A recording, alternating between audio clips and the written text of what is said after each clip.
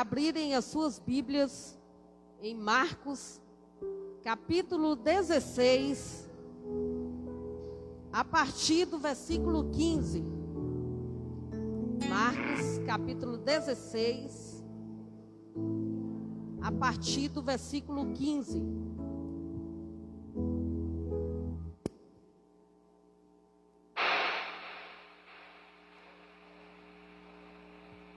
Eu lerei os versículos ímpares e os irmãos lerão os pares. E disse-lhe: Ide por todo o mundo e pregai o evangelho a toda criatura.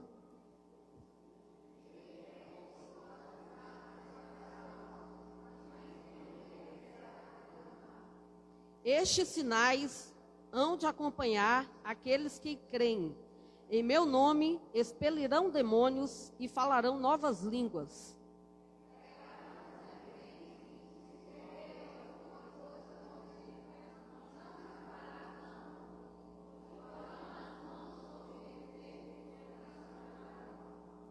De fato, o Senhor Jesus, depois de ter falado, foi recebido no céu e assentou-se à destra de Deus.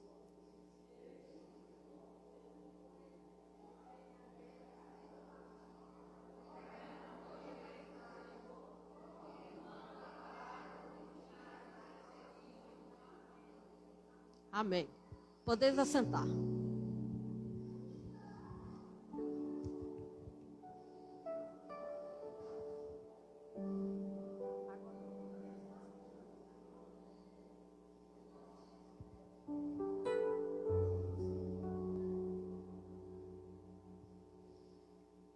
Reflita comigo nesse vídeo.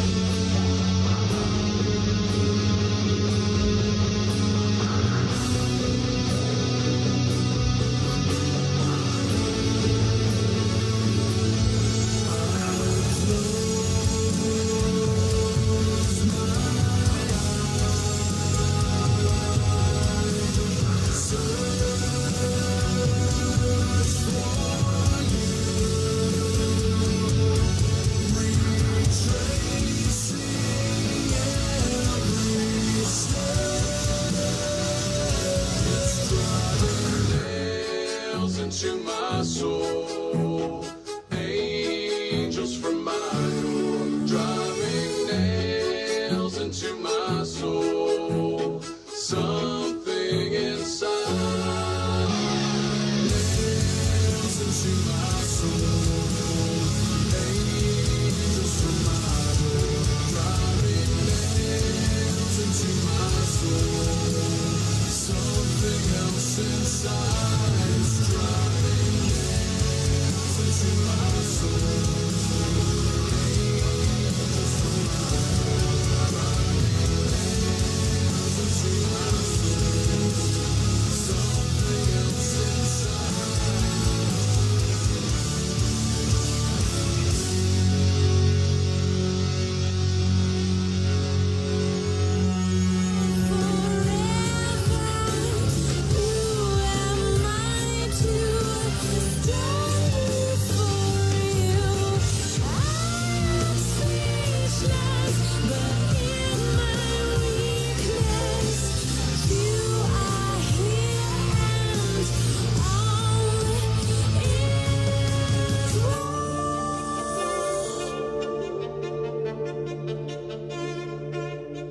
You took me from all that I knew, showed me how it feels to hope. With you with me, facing tomorrow together, I can learn to fly. Feels like I'm living in the lion's mouth. The lion is not a dream that I'm living. This is just a world of your own. You took me from all that I knew. Show me how it feels to hope. With you with me, facing tomorrow together, I can learn to fly. Feels like I'm living in the lion's mouth. The lion is an angel.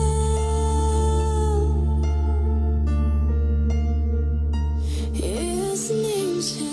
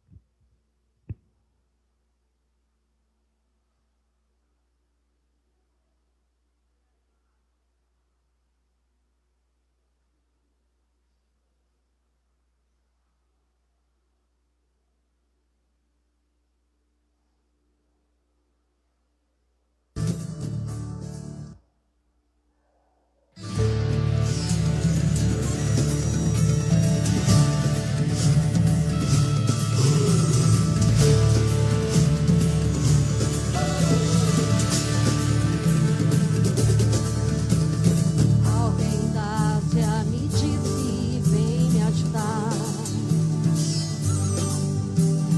Posso ouvir a África pedir por socorro. Ruanda, Somália, Nigéria, clamando por um pouco de amor. Vou fazer tudo que eu posso fazer, eu vou. Tenho muito pra dar, eu vou. O evangelho pregar. Como ouvirão se não há quem pregue?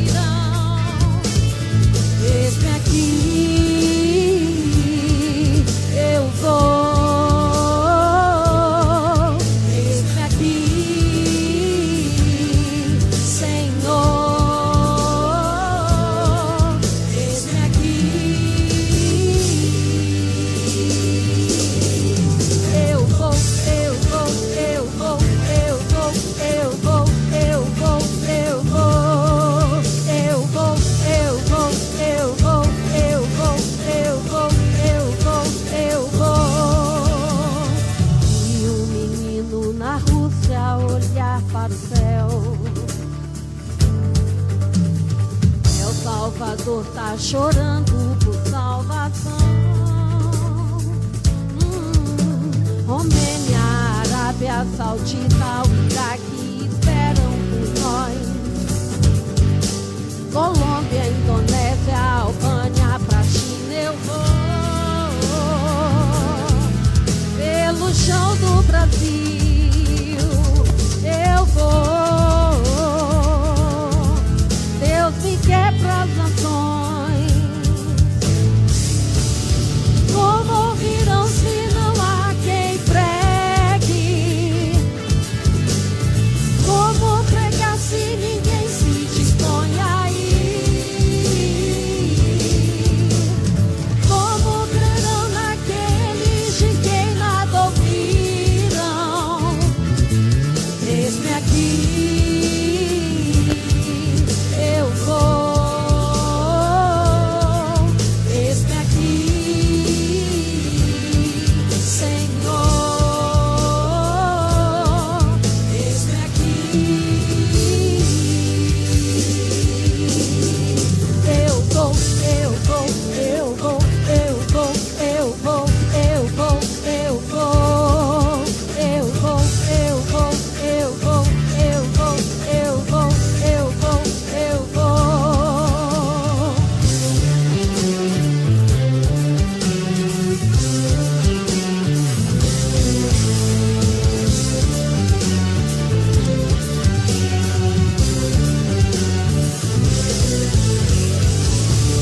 Como ouvirão se não há quem pregue? Como pregar se ninguém se dispõe a ir? Como crerão naqueles de quem nada ouviram? Eis-me aqui, eu vou. Eis-me aqui,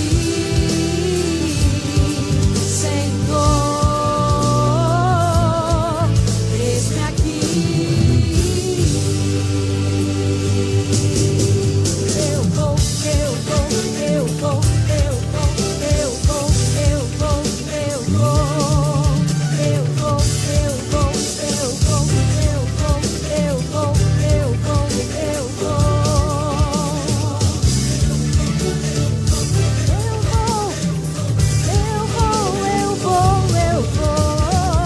Eu vou, Senhor, eu vou. Eis aqui, eu vou. Com nossas mãos levantadas, rendemos louvor. Com nossas mãos levantadas, nos regozijamos.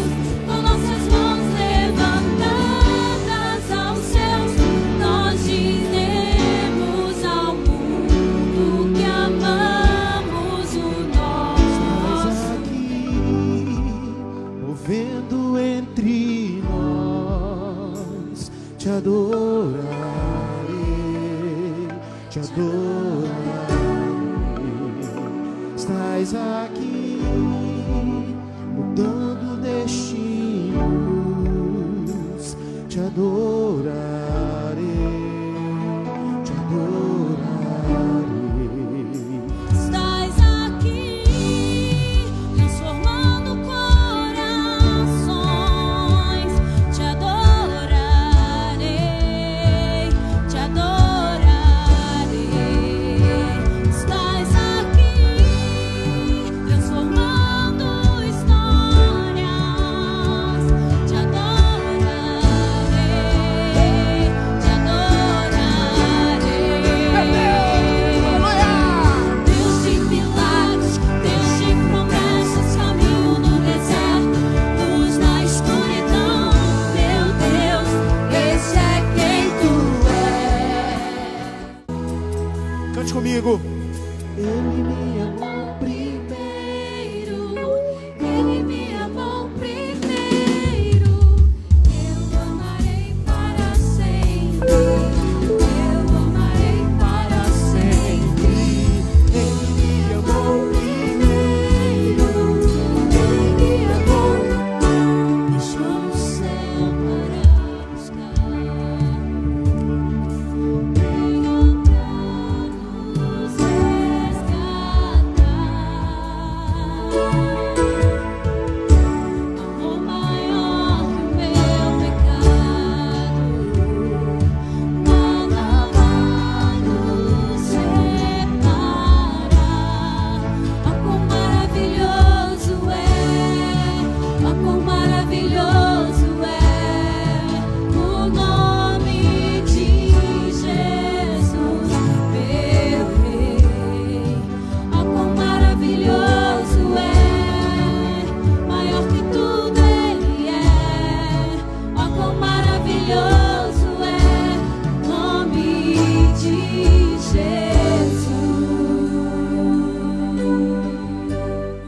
ler o texto?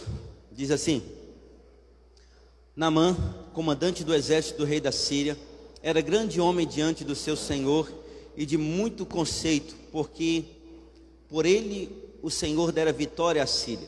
Ele era herói de guerra, porém leproso. Saíram tropas da Síria e da terra de Israel, levaram cativo uma menina que ficou ao serviço da mulher de Naamã.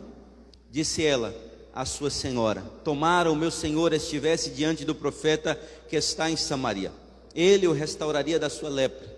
Então foi Naamã e disse ao seu senhor: assim falou a jovem que é da terra de Israel. Respondeu o rei da Síria: vai, anda e enviarei uma carta ao rei de Israel. Ele partiu e levou consigo 10 talentos de prata, 6.000 siclos de ouro e 10 vestes festivais. Levou também ao rei de Israel a carta que dizia: logo em chegando a ti esta carta, saberás que eu te enviei Naamã, meu servo, para que o cures da sua lepra. Tendo lido o rei de Israel a carta, rasgou as suas vestes e disse: acaso sou Deus, com poder de tirar a vida ou dá-la, para que este envie a mim um homem para eu curá-lo de sua lepra? Notai, pois, e vede que procura um pretexto para romper comigo. Ouvindo, porém, Eliseu, o homem de Deus, que o rei de Israel rasgara as suas vestes, mandou dizer ao rei: por que rasgaste as suas vestes? Deixa-o vir a mim, e saberá que há profeta em Israel. Veio, pois, Naamã com os seus cavalos e os seus carros, e parou à porta da casa de Eliseu. Então Eliseu lhe mandou um mensageiro, dizendo: vai, lava-te 7 vezes no Jordão, e a tua carne será restaurada e ficarás limpo. Naamã, porém, muito se indignou e se foi, dizendo: pensava eu que ele sairia a ter comigo, por-se-ia de pé, invocaria o nome do Senhor seu Deus, moveria a mão sobre o lugar da lepra e restauraria o leproso. Não são porventura Abana e Farfar, rios de Damasco, melhores do que todas as águas de Israel? Não poderia eu lavar-me neles e ficar limpo? E voltou-se e se foi com indignação.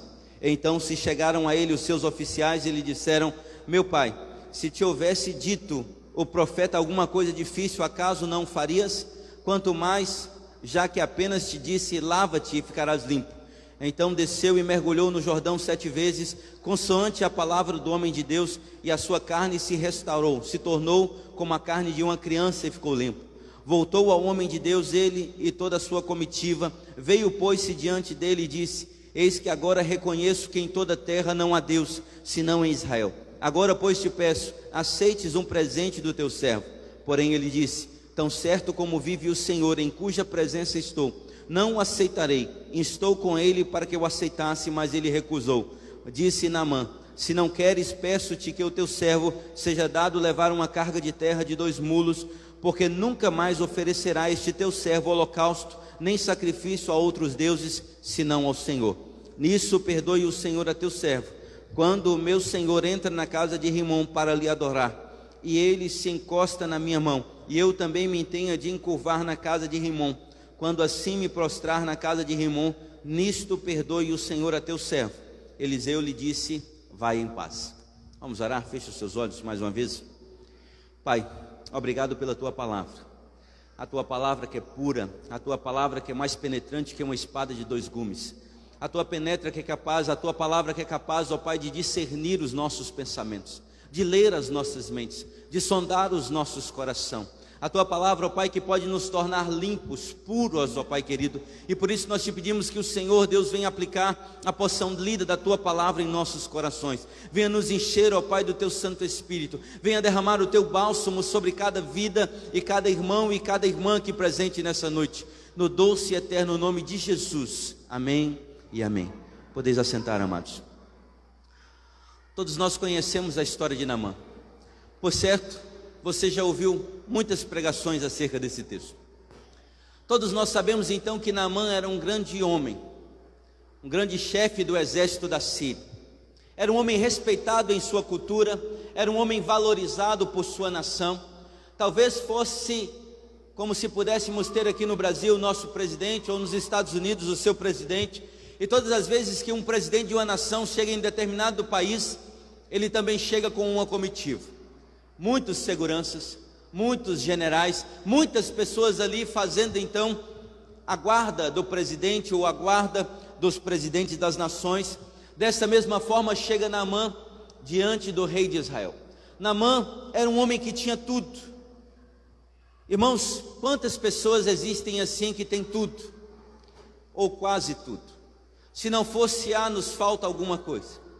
Eu sei que muitas vezes pessoas como nós, talvez você esteja numa situação favorável, onde você tem um bom trabalho, onde você tem um bom emprego, onde você ganha um salário razoável todo mês e você diz: ei, esse salário dá para mim viver tranquilo, dá para mim viver em paz, dá para mim ter abundância na minha casa, no meu lar, dá para mim poder ter o suficiente, cuidar dos meus filhos, pagar a faculdade deles, enfim, fazer aquilo que for necessário. Mas por certo, assim como Naamã, nós não planejamos, como é o caso dele, nós não planejamos a doença, nós não planejamos a enfermidade. Naamã então tinha tudo que alguém pudesse desejar. Ele era um chefe da guarda da Síria, ele era um homem poderoso, ele era um homem então que as pessoas o reverenciavam. Aonde ele passava então as pessoas o reverenciavam, batiam continência para ele. Mas é interessante que lhe faltava algo. Eu não sei se já aconteceu com você assim também na sua vida. Todos nós, às vezes, todo homem quando se casa, eu creio que a maioria, se você ainda é casado e não faz isso, mas geralmente quando nós nos casamos, nós começamos a fazer a nossa contabilidade doméstica, não é assim?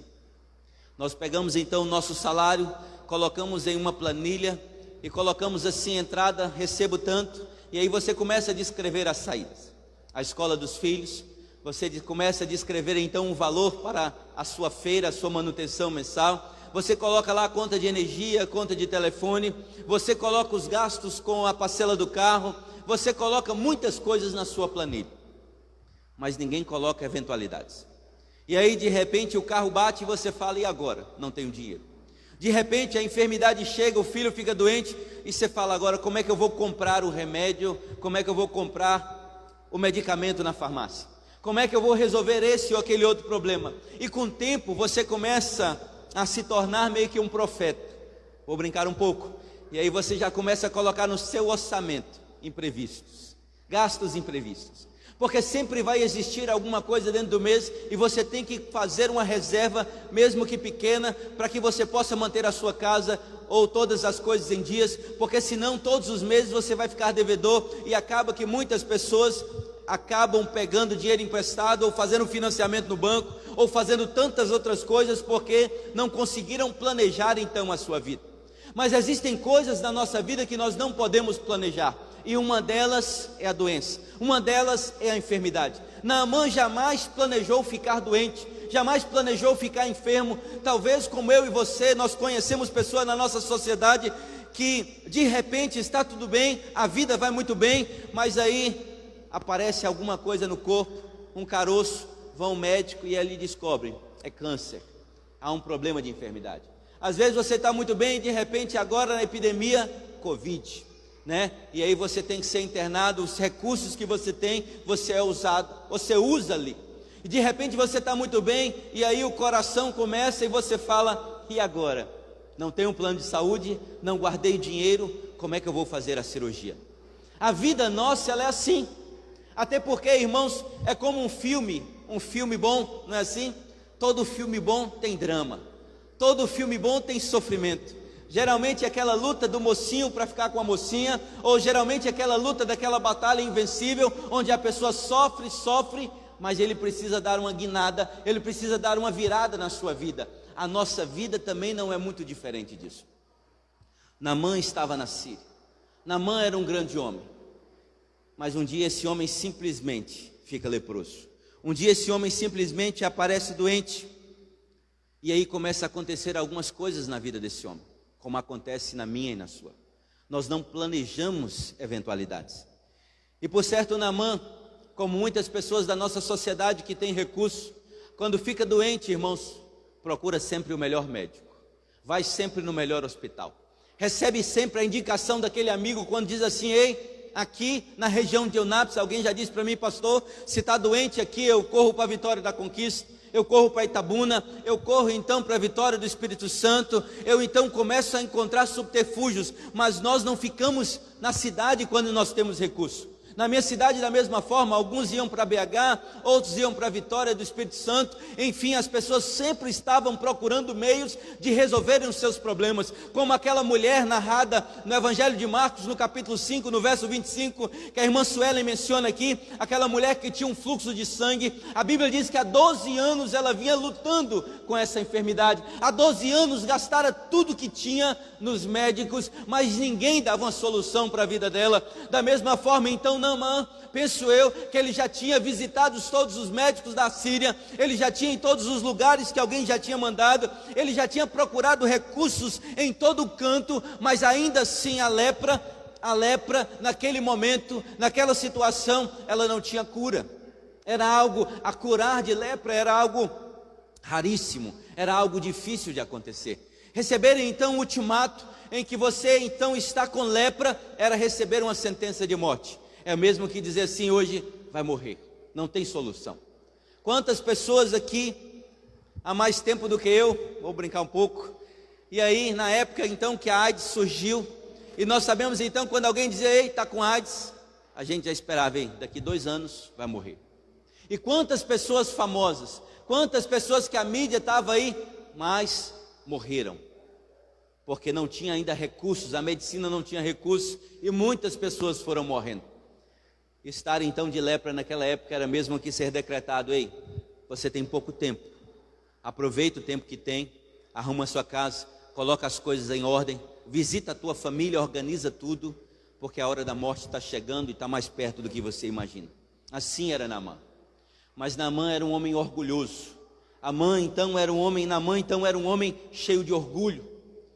E Deus queria quebrar o orgulho de Naamã. Deus queria quebrar então a sua altivez. Deus então queria permitir que aquele homem pudesse entender que ele não estava no controle de todas as coisas. E quantos de nós, às vezes, passamos por situações difíceis em nossas vidas, para podermos enxergar aquilo que verdadeiramente é importante. E a primeira coisa que começa com Naamã, ele começa a ouvir então conselhos daquela menina que trabalhava na sua casa, daquela menina que então que era empregada, daquela menina que foi levada cativa para a Síria, daquela menina que por certo então o exército da Síria matou os seus pais, matou os seus irmãos, e ela foi obrigada a trabalhar agora então para aqueles homens que haviam matado a sua família, desprezado a sua família. E eu fico imaginando, irmãos, talvez se eu e você tivéssemos no lugar daquela menina, e por certo então alguém tivesse feito algo com a nossa família, com a nossa casa, e fôssemos levados cativo para uma outra terra, sermos obrigados a trabalhar de escravo, será que se você vesse o seu Senhor morrendo, será que você diria, ei, tem solução para você? Ou será que dizia assim, ei Senhor, manda logo um raio, cai na cabeça desse homem e mata logo? Nós não podemos ser hipócritas. Talvez então aquela menina naquele momento ela ficou um tempo pensando, será que eu ajudo? Será que eu digo que Israel tem solução? Talvez eu e você diria, ei, aquela pessoa deve morrer. Se alguém porventura te assaltar na sua empresa, no seu comércio, será que você vai desejar o bem para essa pessoa? Se porventura ele maltratar alguém da sua casa, você vai desejar o bem? E então Deus começou a trabalhar no coração daquela menina, e aquela menina diz, ei, se o meu Senhor conhecer aquele que há em Israel, o profeta que há em Israel, ele vai ficar curado. O Evangelho de Mateus, no capítulo 5, no versículo 44, o próprio Jesus, no Sermão do Monte, ele vai falar acerca daqueles que dizem assim, eu porém vos digo, amai os vossos inimigos e bendizei aos que vos maldizem, fazei bem aos que vos odeiam e orai pelos que vos maltratam e vos perseguem, para que o vosso Pai, para que sejais filhos do vosso Pai que está nos céus. Ele fez questão de dizer, muitas pessoas vão dizer, ame os seus amigos, amem os seus amigos, mas odiai os seus inimigos. No Velho Testamento era assim, olho por olho, dente por dente. Você deveria então amar aquele que você ama, aquele que vos ama, mas odiar aquele que vos odeia, maltratar aquele que vos odeia. É por isso que tem muitas pessoas que ainda estão vivendo na época da lei, onde muitas vezes tem maltratado a sua família, maltratado a sua casa, maltratado então a sua parentela, porque muitas vezes quando precisou de ajuda, ninguém estendeu a mão. E aquela menina então ela tinha a oportunidade de dizer agora, Deus, mata logo esse homem, mas não, ela fez o contrário. Ela, sem ainda Jesus vir, sem ainda conhecer o Evangelho que vem de Deus, que vem do Pai das luzes, que não muda nem a sombra de variação, mas essa menina amava o seu Senhor. Essa menina então ofereceu para ele uma solução para o seu problema, uma solução para a enfermidade dele. Ele disse: se o meu Senhor conhecer o profeta que há em Israel, haverá cura para ele. Ela deu a solução. Deus começou a trabalhar no coração daquele homem. Aquele homem então, que era arrogante, que era orgulhoso, agora estava ouvindo conselhos de uma menina escrava que foi levada cativa, de uma menina que estava ali, sua serva. Muitas pessoas deram vários conselhos àquele homem, mas então ele resolveu dar ouvidos. Deus começou a quebrantar o coração daquele homem. Talvez, como aconteceu comigo e com você, onde muitas vezes nós somos quebrados por Deus, porque Deus ama um coração contrito e quebrantado. Não desprezarás, ó Deus. E então Naamã começa então a entender que Deus queria mudar a sua história. Toma então uma decisão. Procura o seu rei, o rei da Síria. E agora, ao procurar o rei da Síria, ele pede carta ao rei de Israel. Ele pede cartas. Mas só que ele não pede uma carta simples, irmãos. Muitas pessoas talvez não recebem o benefício de Deus, que estão querendo encontrar Deus nos palácios reais. Querem encontrar Deus aonde Deus não está. Aquele homem não entendeu aonde estava o profeta. Aquele homem saiu dali da Síria, levando, numa tradução, na linguagem de hoje, levando aproximadamente 430 quilos de prata e 68 quilos de ouro. Ele saiu então da Síria com 430 quilos de prata, 68 quilos de ouro, e com a carta do rei da Síria para levar ao rei de Israel, para que ele pudesse então comprar a sua cura. Comprar a cura. Muitas pessoas ainda não receberam a cura para as suas enfermidades da alma, porque estão querendo dar algo em troca para Deus, como se Deus estivesse cobrando algo. E aí então aquele homem então vai até o palácio, procura o rei de Israel e diz: ei, eu vim aqui, entrega a carta, porque eu quero ser curado. O rei de Israel rasga as suas vestes e diz: ei, eu não tenho condição de curar, acaso sou eu Deus para poder curá-lo? Aquele homem não havia entendido o que Deus estava fazendo com ele, e nesse momento é o segundo momento onde Deus está quebrantando o coração daquele homem. Sabe por quê? A palavra de Deus diz em Atos capítulo 17, no verso 24 e 25, que nosso Deus não habita em templos feitos por mãos, como se de alguma coisa precisasse de nós, mas Deus habita dentro de mim e de você. Nós somos a casa espiritual do Senhor, nós somos o templo do Deus vivo. Por isso então Deus começa a levar aquele homem a poder experimentar algo ainda mais profundo, algo de intimidade com Deus. O rei da Síria rasga suas vestes. O rei da Síria diz: ei, eu não posso te curar. Mas o profeta ouviu então a história. O profeta diz: ei, mas por que, rei? Mandou, por que rasgou as suas vestes? Traga esse homem a mim. Traga esse homem a mim. Sabe, queridos, muitas pessoas continuam como Naamã. Eu não sei se você já passou situações na sua vida onde você se encontra como Naamã. De repente você tem tudo, mas aí você olha para sua esposa ou para o seu esposo e diz: ei, falta algo, falta amor, falta um relacionamento de respeito, de valores. Às vezes você olha para sua casa e diz assim: ei, como estão os meus filhos? Um está num lugar, o outro está no outro. Você está na igreja, mas eles estão a quilômetros de distância. Talvez você olhe para a sua vida e você percebe que a sua vida não é tão bonita quanto parece. Porque muitas vezes dentro de nós existe um vazio que só a presença de Deus pode preencher. Só o Deus poderoso pode vir e pode então curar a nossa enfermidade da alma. Naamã estava assim. Naamã era um grande homem, ele tinha tudo para ser feliz. Ele tinha uma boa casa, ele tinha uma bela esposa, ele tinha muitas coisas, ele tinha um exército a seu comando, ele tinha dinheiro para fazer o que ele quisesse. Mas ele estava morrendo. Eu não sei se você já passou por experiência assim. Grandes homens poderosos da sociedade têm tudo e de repente se suicidam. De repente decidem tirar as suas vidas. Sabe por quê? Porque às vezes a dor no seu peito o incomoda, a dor no seu coração é angustiante, gera em nós uma angústia tremenda, quando nós muitas vezes olhamos para uma situação e percebemos que nós não podemos fazer nada para mudar aquilo. Por certo, alguém que você ama, quando vai embora, você não planejou, mas infelizmente na vida, assim como Naamã, existem fatalidades. Pessoas que viviam muito bem, mas de uma hora para outra a situação muda. Assim aconteceu então com esse homem. Primeiro então, agora ele ouve conselhos da sua serva. Depois então, agora ele está diante do palácio, procurando alguém para curá-lo, querendo comprar a cura. Mas então o rei rasga as suas vestes, e Deus leva esse homem agora, mais uma vez, a descer um pouco mais. Aquele homem sai dali, cheio de carros e cavalos, e vai até a casa do profeta. Ele vai até a casa do profeta, e ele esperava então, assim diz o versículo 11 do texto sagrado, diz assim: Naamã, porém, muito se indignou, e se foi dizendo: pensava eu que ele sairia a ter comigo, pôr-se-ia de pé, invocaria o nome do Senhor seu Deus, moveria a mão sobre o lugar da lepra e restauraria o leproso. Naamã esperava então que o profeta Eliseu, quando vesse ele, fosse, caminhasse em direção a ele, se aproximasse dele, chegasse diante dele, orasse por ele, talvez fizesse um ritual diante dele naquele momento, colocando a mão sobre ele, e então a cura viria sobre a sua vida.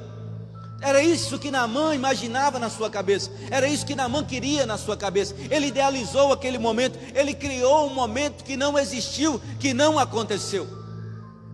Agora eu fico imaginando a situação do homem que era reverenciado em todo lugar, e simplesmente um profeta simplesmente chega, observa então a situação daquele homem. Aquele profeta chega, olha para aquele homem, simplesmente de longe manda um recado, diz: ei, vai tomar banho lá no Rio Jordão, mergulhe 7 vezes. Aquele homem saiu da presença daquele profeta indignado, chateado, decepcionado, com raiva, porque ele queria então que ele imaginaria que ele fosse paparicado, que aquele profeta ia chegar diante dele e abraçar, ia tratar de uma forma diferente, dizer: Naamã, você aqui e tal, aquela coisa toda. Não, mais uma vez ele teve que descer, mais uma vez ele teve que se humilhar. Ele sai então da presença de Naamã, indignado, chateado. Então começa a reclamar, falar da sua indignação com seus oficiais, dizer: ei, quem é esse homem? Esse homem não fez nada, ele não sequer me cumprimentou, não olhou nos meus olhos, ele simplesmente mandou eu tomar banho. E aqui ele começa a falar: será que porventura lá onde eu moro não existem rios melhores, não existem águas melhores? E foi exatamente isso que acontece. Então aquele homem sai daquele lugar, e agora então ele começa a ouvir quem? Os seus soldados. Os seus soldados dizem: ei, mas se ele tivesse pedido algo difícil, será que você não faria? Existem muitas pessoas que acham que simplesmente tocar o Senhor é fazer o impossível, mas Deus não está pedindo que nós venhamos fazer o impossível. O sacrifício já foi pago na cruz do Calvário. Não é preciso fazer penitência, não é preciso subir como muitos fazem, ir a determinada cidade, determinado lugar. Não é preciso então ficar 30 dias sem comer, 10 dias sem comer. Não é preciso então andar tal distância a pé ou até mesmo de joelhos para que você possa receber a cura de Deus. Não é preciso comprar na igreja ou falar: não, eu vou dar um dízimo de tal valor, uma oferta de tal valor e eu serei curado. Não é isso que Deus pede a ninguém. Aquele homem trouxe muita prata, muito ouro, mas não era isso que Deus queria dele. Deus queria então quebrantamento, Deus queria fazê-lo descer, sair do seu pedestal. E ele começa então a sentir o que é sair do pedestal. Aquele homem então toma a decisão de ir até o Rio Jordão.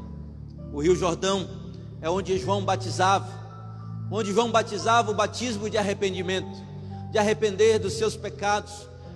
Logo em seguida Jesus foi batizado também no Jordão. Deus queria então levar aquele homem a refletir sobre a sua condição pecadora, sobre a sua condição de que ele não era verdadeiramente tudo aquilo que ele imaginava ser.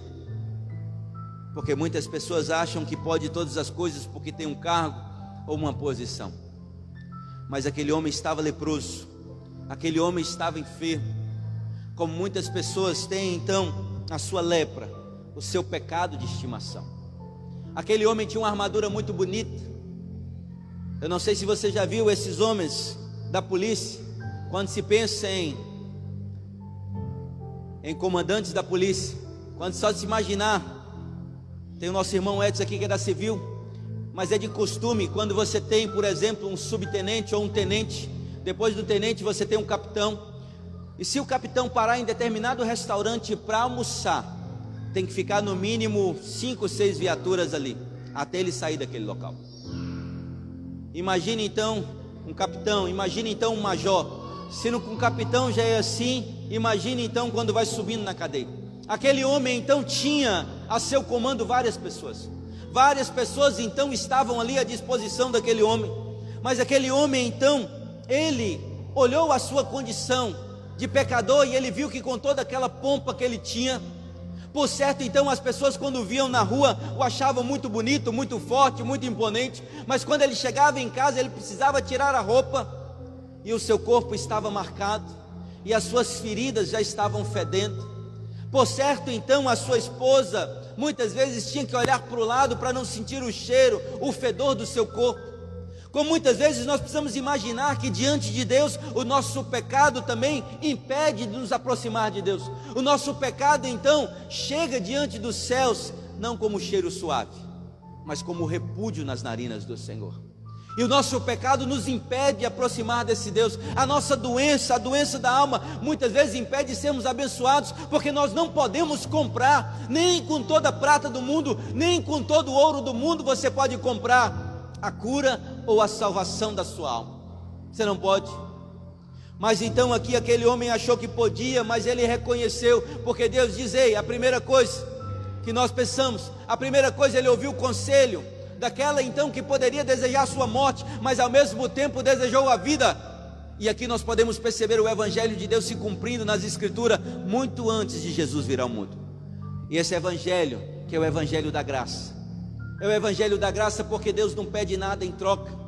A Bíblia faz questão de dizer em Efésios capítulo 2, versículo 8, porque pela graça sois salvos, e não vem de vós, é pela fé, é dom de Deus. Faz questão de frisar que não é das obras para que ninguém se glorie, mas simplesmente a graça de Deus, é o poder de Deus que se manifesta àqueles que creem no Senhor Jesus. E aquele homem então, quando ele então desce ali ao Rio Jordão, quando ele começa a se lavar, é porque as águas tinham poder? Não. É porque o processo de tratamento de Deus sobre a vida dele. Às vezes, irmãos, tem pessoas que confundem o tratamento de Deus. Às vezes você pode ser curado da sua enfermidade de joelho aqui na casa do Senhor, dobrando os seus joelhos e orando aqui. Mas isso não faz desse lugar um lugar sagrado. A cura não emana então do templo físico. Muitas pessoas então têm experiências notórias, fantásticas, que foram ao monte e ali Deus o revelou e Deus mostrou para ele uma direção, mas isso não faz daquele monte um lugar sagrado. Muitas pessoas simplesmente falam assim: não, eu estava em minha casa orando naquele lugar, naquele quarto, naquela posição e eu recebi a cura. O poder não está ali, porque o poder vem de Deus, o poder emana do céu, o poder emana do nosso Senhor e Salvador Jesus Cristo. Por isso que o tratamento que Deus deu a Naamã foi só a Naamã. Não há na Bíblia nenhum outro homem que foi curado de lepra simplesmente por mergulhar no Rio Jordão. Da mesma forma que o dia que Deus tem para te salvar e o dia que Deus tem para te curar e te libertar é um dia único, porque esse dia Deus quer falar só com você, Deus quer tratar só com você. Talvez existem problemas dentro da sua casa que você faz como Naamã. Quando você sai na rua, sai de cabeça erguida, levantado, e todo mundo olha para você e diz: ei, está tudo bem com ele. Ali vai um homem ou uma mulher de sucesso. Mas quando você chega em casa e tira a sua roupa, você olha então como está o estado da sua vida, o estado da sua alma. E era exatamente isso que Naamã sentia. Naamã então, quando ele simplesmente ele recebe a cura, ele volta novamente ao profeta. Ele volta ao profeta e oferece algo ao profeta. O profeta recusa, porque não foi simplesmente o profeta, mas o profeta que foi usado por Deus, para que através dele ele pudesse então abençoar a vida daquele homem. E aquele profeta diz: ei, eu não quero nada, nada de você, nada, não quero nada.